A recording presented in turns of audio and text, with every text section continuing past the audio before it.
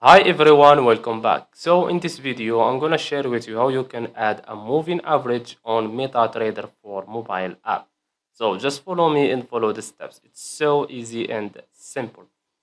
So first of all, open your MT4 mobile app, then go to chart and click on the F icon here. Then click on F plus. After that, choose moving average. And here you can choose the period you want. So let's say for me, I will choose 50, for example. And here you can change the color on style.